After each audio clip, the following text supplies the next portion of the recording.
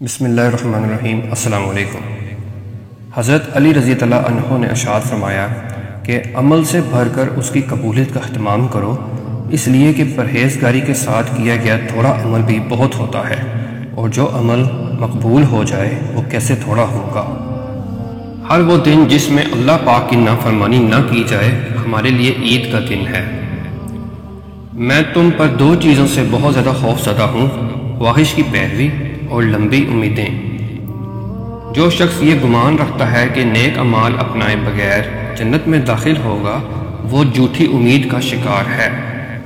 خرچ کرو، تشہیر نہ کرو، اور خود کو اس لیے بلند نہ کرو کہ تمہیں پہچانا جائے اور تمہارا نام ہو، بلکہ چھپے رہو اور خاموشی اختیار کرو، سلامت رہو گے۔ انسان کا قد 22 سال جبکہ عقل 28 سال کی عمر تک بڑھتی ہے۔ اس کے بعد مرتے دم تک تجربات کا سلسلہ جاری رہتا ہے۔ گناہوں کی نحوست سے عبادت میں سستی اور رزق میں تنگی آتی ہے۔ بندہ بے صبری کر کے اپنے آپ کو حلال روزی سے محروم کر دیتا ہے اور اس کے باوجود اپنے مقدس سے زیادہ حاصل نہیں کر پاتا۔ جس تکلیف کے بعد جنت ملنے والی ہو وہ تکلیف نہیں، اور جس راحت کا انجام دوزخ پر ہو وہ راحت نہیں۔ اپنی رائے کو کافی سمجھنے والا خطرے میں ہے۔ جب تم اپنے دشمن سے بدلہ لینے پر قادر ہو جاؤ تو اس کے شکرانے میں اسے معاف کر دو۔ ان لوگوں میں سے مت ہونا جنہیں نصیحت اسی وقت فائدہ دیتی ہے جب ملامت میں مبالغہ یعنی بہت زیادہ شرمندہ کیا جائے۔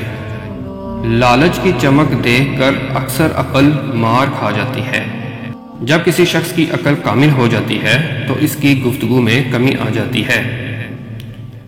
لوگوں میں جو زیادہ علم والا ہوتا ہے وہ اللہ پاک سے زیادہ ڈرتا ہے، زیادہ عبادت کرتا اور اللہ پاک کی رضا کے لیے زیادہ نصیحت کرتا ہے۔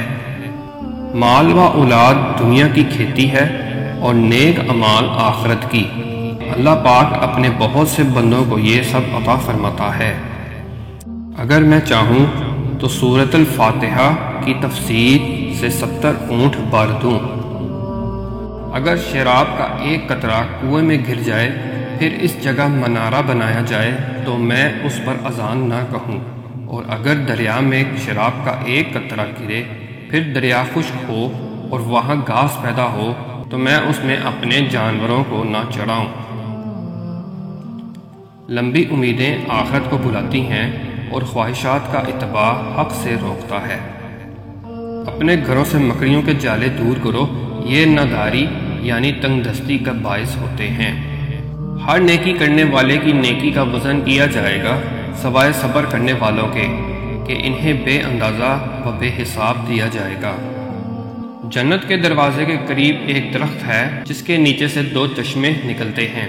مومن وہاں پہنچ کر ایک چشمے میں غسل کرے گا، اس سے اس کا جسم پاک و صاف ہو جائے گا، اور دوسرے چشمے کا پانی پیے گا، اس سے اس کا باطن پاک ہو جائے گا۔ پھر فرشتے جنت کے دروازے پر اس کا استقبال کریں گے۔